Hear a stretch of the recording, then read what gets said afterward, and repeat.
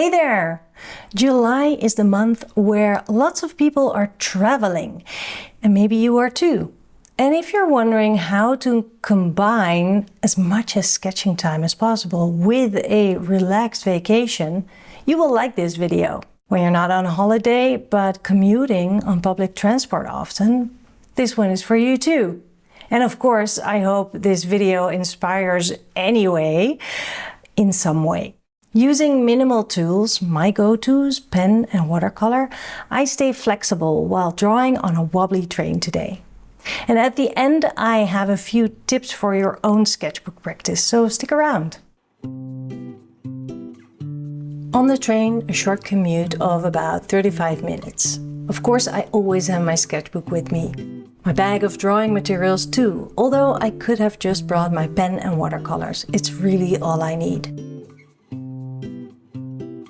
I start by drawing my own hand as it's drawing. For me, that's a gentle way to ease into the drawing. Maybe it's all I want to focus on today, or maybe I can add more. There really is no plan behind it. I just want to draw. Drawing is my way of relaxing into a train ride. I could also bring my e-reader, but I often feel too distracted to read. I wish I could just sit and stare out of the window, but I know I will then take my phone out and get sucked into emails, the news or social media.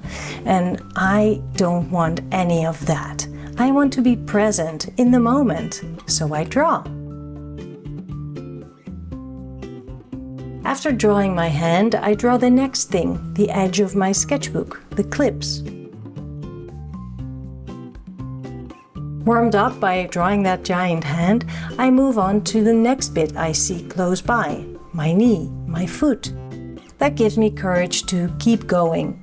We're not at our destination just yet, so why not?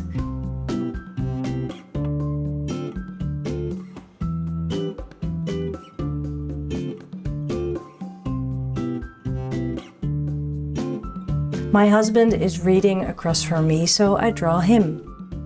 Because I started by drawing my hand pretty much in the middle of the spread, I don't have that much space left.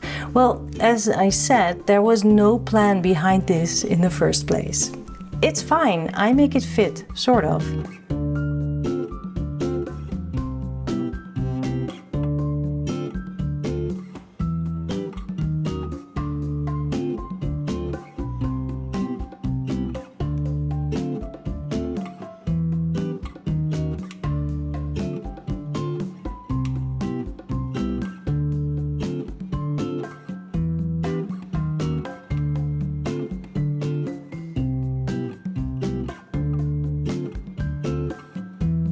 On the other side of the aisle, I draw another passenger.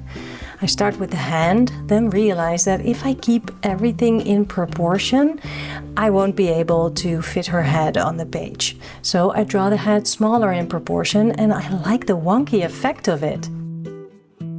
Now, I wish I would have been creative and expressive like that when I drew my husband earlier. And that is how we learn during the drawing process. Don't beat yourself up about decisions you can't do anything about anymore. Take a mental note to take with you on the next drawing.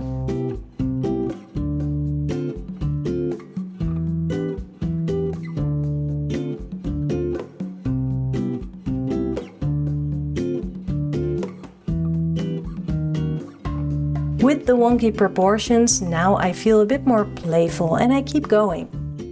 The woman noticed that I was drawing. I smiled to acknowledge it and she smiled back. Later we chatted a bit. Of course I showed her the drawing too. She said she thought it was such a clever idea to sketch as a way to pass the time. And she said she was going to put a notebook in her bag too, so she could do the same. I love that. She had a musical instrument with her and was on her way to a performance. So we talked about the creative process and about practice and all those things that are kind of similar. It's all art.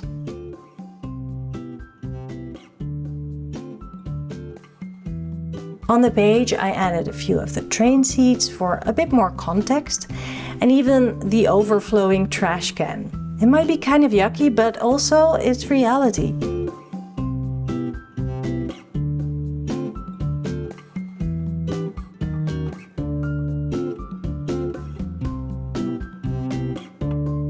With still plenty of time left before arrival, I could add some color. Blue for the train seats.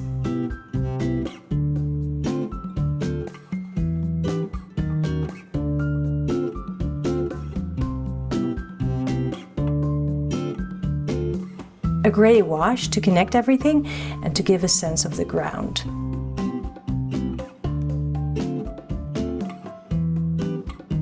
A bit of color for the faces. In this case, I use Italian burnt sienna for that.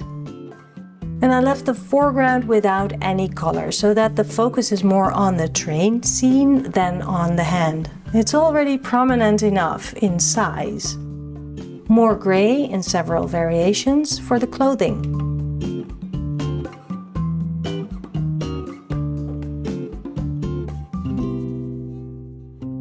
And a pop of yellow.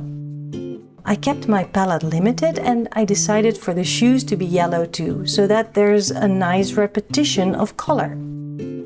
And then finally giving some more depth with an extra layer of gray.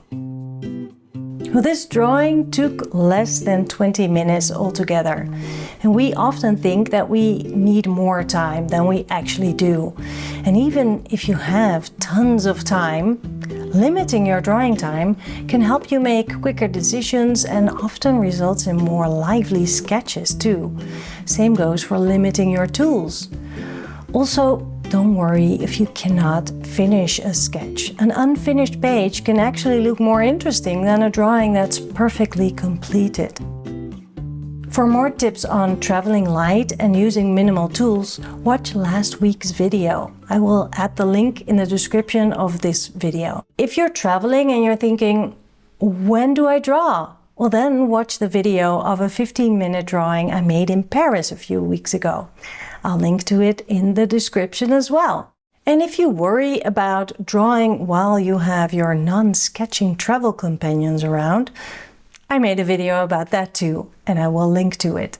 I hope that these tips are useful, whether you're on the go, on an adventure, or at home drawing everyday life. Next Tuesday, I will be back with another video, and I hope to see you then. Bye!